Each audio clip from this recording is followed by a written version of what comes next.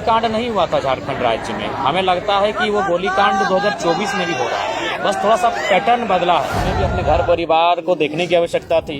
शायद इस बार जो 2024 का चुनाव हुआ इसमें 81 में, शायद मैं कंफर्म नहीं हूँ, शायद मैं पहला कुंवारा विधायक हूँ, तो शायद हम अपने परिवार के बारे सोचते हैं, हम अपना जीवन संगिनी के बारे सोचते हैं, लेकिन वो सब छोड़ के हम एग्रेशन की बात करते हैं। एक युवा विधायक जो पहली बार विधायक बना है, जिसे गाड़ी की सुविधा मिलेगी, जिसे आवास की सुविधा। देखिए, सबसे पहले खरसवां गोलीकांड 1 जनवरी 1948 को शहीद हुए तमाम शहीदों को श्रद्धांजलि अर्पित करते हैं और कहना यही चाहेंगे कि 1948 में ही गोलीकांड नहीं हुआ था झारखंड राज्य में। हमें लगता है कि वो गोलीकांड 2024 में भी हो रहा है, बस थोड़ा सा पैटर्न बदला है। 48 में सामूहिक गोलीकांड हुआ था, 50,000 लोगों को गोलियां चलाई गई थी। आज कहीं 50 लोगों पे लाठियां बरसाई जाती है, कहीं 5, और मामला वही है। खरसवां गोलीकांड को अगर समझना चाहते हैं तो हमें उस समय की परिस्थितियों को समझना होगा कि उस समय खरसवां के आदिवासी मूलवासी अपनी ज़मीन को उड़ीसा में मिलाने देने के पक्ष में नहीं थे, क्योंकि उनसे उनकी ज़मीनों और भाषा को कहीं ना कहीं छेड़छाड़ होता। तो आज भी ज़मीन की लड़ाई झारखंड वासी आज भी लड़ रहे हैं। आज भी जो तमाम उद्योग घराने हैं, तमाम जो खनन के क्षेत्र में कार्य करने वाली कंपनियां हैं, उद्योग स्थापित करने वाली कंपनियां हैं, वो लड़ाई हम आज भी लड़ रहे हैं। बस फ़र्क है कि उस समय गोलियों से हमें मारा जाता था, अब कानून के दांव पेच से मारा जाता है, या प्रशासन की झूठे एफआईआरों से हमें मारा जाता है। परिस्थितियाँ आज भी वही हैं। अब आप कहेंगे कि आप उद्योग के खिलाफ हैं क्या? तो जी नहीं, उद्योग के खिलाफ कोई नहीं है। हमने जो कपड़ा पहना है वो उद्योग के कारण है, हमारे हाथ में जो मोबाइल है वो किसी न किसी कल कारखाना में तैयार हुआ है। हमारा बस यही एक मांग है कि जो लोग रैयत अपनी ज़मीन देते हैं, जो ज़मीन देकर विस्थापित हो जाते हैं, उनको पीढ़ी दर पीढ़ी नौकरी मिलना चाहिए। इसलिए मिलना चाहिए क्योंकि वो ज़मीन उनके पिताजी करते थे, पिताजी से पहले दादाजी करते थे, दादाजी से पहले दादाजी करते थे। तो उस ज़मीन को जब हम उद्योग को दे रहे हैं, उद्योग के घरानों को दे रहे हैं, तो एक नियम ये होना चाहिए कि जब तक वो उद्योग वहाँ खड़ा रहेगा, चाहे वो टाटा रहे, टिस्को रहे, या VCCL रहे, CCL रहे, या कोई कंपनी रहे, जब तक वहाँ उद्योग का और कंपनी का कार्य होगा, तब तक 3rd और 4th ग्रेड की नौकरी ज़मीन देने वाले रैयत परिवार को मिलना चाहिए। दादा, जो खरसवां गोलीकांड हुआ, इस गोलीकांड के जो शहीद हुए, जो सपनों का झारखंड सोचा गया था, वो कहाँ तक हद तक? नहीं, बिल्कुल नहीं। हमें लगता है 1% भी अगर पूरा हुआ हो तो खरसवां गोलीकांड बिल्कुल वो सपना आज भी अधूरा है। जिस उम्मीद के साथ झारखंड के लोगों ने शहादत दिया है, शहादत देने का ही मतलब था सुशासन की व्यवस्था। सुशासन की व्यवस्था मतलब हमारी अपनी पारंपरिक व्यवस्थाएं, लेकिन आज विशेषकर कोल्हान में आप अक्सर देखते हैं जिस प्रकार की समस्याएं सामने आती हैं, जिस प्रकार से दमन किया जाता है, तो सुशासन व्यवस्था आज भी नहीं है। और जो लड़ाई थी वो सुशासन व्यवस्था की लड़ाई थी, वो लड़ाई हक अधिकार की थी, और हमें लगता है कि आज पुनः उस लड़ाई को आत्मसात करने की आवश्यकता है। सर, पेशा कानून के बारे में बार बार बात होता है, अभी फिर से जो ये बात उठ रहा है, पेशा कानून पर आप क्या पक्ष रखते हैं? बिल्कुल, पेशा कानून ही मजबूत करेगा जो आदिवासियत परंपरा है, जो आदिवासियत रीति रिवाज है।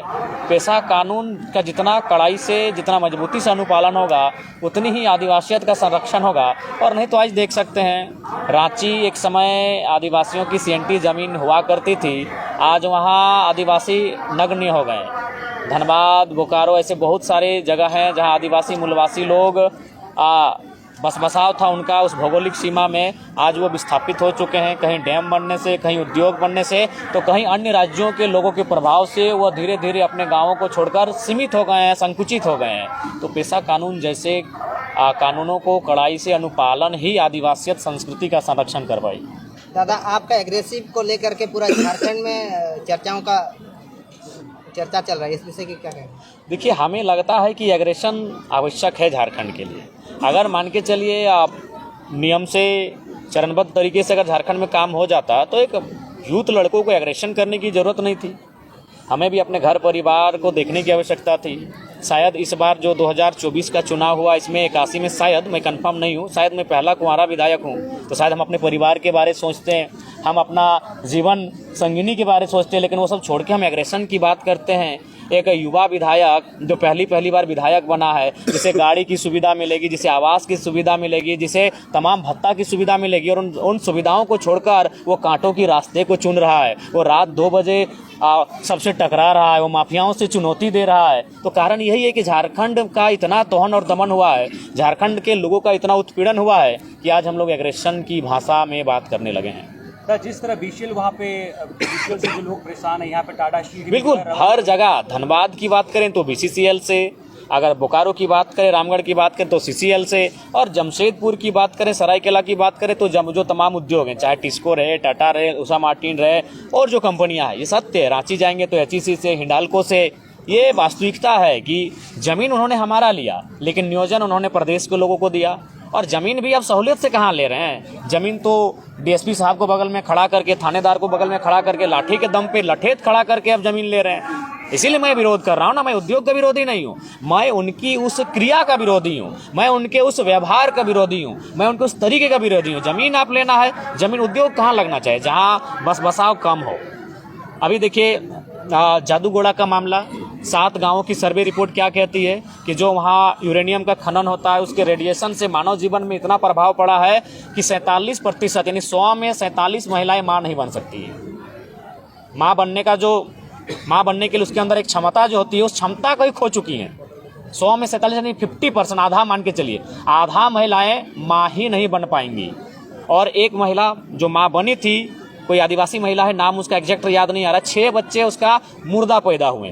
तो मेरा कहना है कि उद्योग कहाँ लगे, उद्योग वहाँ लगे जहाँ मानव जीवन प्रभावित ना हो, जहाँ पर्यावरण प्रभावित ना हो, जहाँ वन्य जीव प्रभावित ना हो। उद्योग किसी लगाए ना, किसी बंजर भूमि में लगाइए।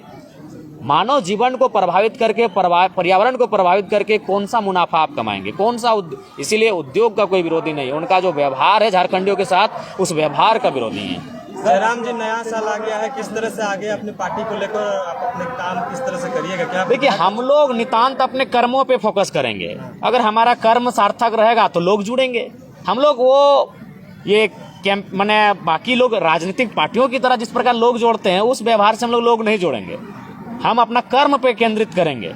ब्लॉक का मामला रहेगा, हम लोग ब्लॉक में आवाज़ बुलंद करेंगे। जिला का मामला रहेगा, हम लोग जिला में आवाज़ बुलंद करेंगे। विस्थापन का मामला रहेगा, हम लोग विस्थापन पे बात करेंगे। और लोगों को यदि लगेगा कि हमारी लड़ाई सार्थक है, हमसे जुड़ेंगे, नहीं लगेगा नहीं जुड़ेंगे। जिस तरह गुजरात मॉडल के दम पर पीएम नरेंद्र मोदी जी पीएम बने, क्या डुमरी मॉडल वो देखने को मिलेगा 5 साल का? क्या आप लोग का फोरकास्ट है? डुमरी मॉडल बिल्कुल देखने को मिलेगा, और उसके लिए हम लोग बहुत सारी योजनाओं को बेहतर सिस्टमेटिक तरीके से लाने के लिए चरणबद्ध हैं। और बिल्कुल डुमरी मॉडल को हम लोग आने वाले 5 सालों में झारखंड में एक एग्जाम्पल के तौर पे प्रस्तुत करेंगे। जयराम जी, डेट बदल जा रहा है, कैलेंडर बदल जा रहा है, लेकिन रोजगार की मुद्दा वही है, स्टूडेंट वही सड़कों पे है अभी भी। क्या कहिएगा इसको लेकर? नया साल में कुछ संदेश देंगे छात्रों को लेकर, कुछ हित करिएगा? देखिए, हम तो स्पष्ट कहेंगे, राज्य सरकार को आपके माध्यम से संदेश देंगे कि जब तक खतियान के आधार पर स्थानीय नीति, स्थानीयता के आधार पे नियोजन नीति और पिछड़ों के आरक्षण में संशोधन, जब तक इन विषयों को इम्प्लीमेंट नहीं करती है, और अगर कोई नियोजन लेती है तो उसमें क्या होगा कि झारखंडियों के साथ सरासर अन्याय होगा। तो इसलिए राज्य सरकार को हम आपके माध्यम से खरसवां की इस पावन धरती से, खरसवां की इस ऐतिहासिक धरती संदेश देंगे, बिना स्थानीयता के कोई भी नियोजन ना लें। अगर बिना स्थानीयता के आप नियोजन लेंगे तो वहाँ झारखंड के लोग कम और गैर झारखंड के लोग ज़्यादा भरे हुए दिखेंगे। पैसे के लोभ से जिस तरह इस बार सत्ता बना, 2100 रुपया गोगो की बात हुई, मैया सम्मान की बात हुई, और कहीं ना कहीं ये कन्वर्ट भी हुआ वोटों में, तो ये 5 साल में क्या देखते हैं कि लोग वही 2500 या 3000 में सीमित रह जाएंगे, या फिर अपनी इच्छाएं को? देखिए, अब वास्तविकता यही है। एक हिटलर ने एक उदाहरण दिया था एक मुर्गे का, उस मुर्गे के सारे पंखों को नोचकर उसे टकला कर दिया था, और फिर मुर्गे को कुछ दूरी पे रख दिया और 2-4-3-4 दाना देने लगा। वो मुर्गा स्वतः उसके चरणों में आके बैठ गया। तो हिटलर ने संसद में फिर कहा कि जनता का इसी तरह हस्र बना के रखना चाहिए, उन्हें पूरे 5 साल मुद्दों से भटका के रखना चाहिए, और अंतिम समय कुछ दाने उन्हें चुगाना चाहिए। तो वही हाल होता है, क्योंकि झारखंड की जनता को इतना निचोड़ा गया है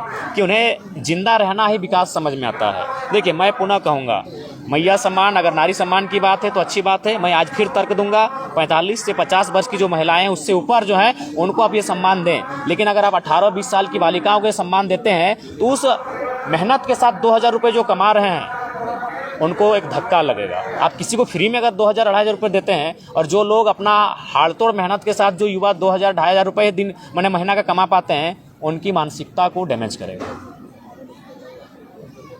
ठीक है, थैंक यू। धन्यवाद।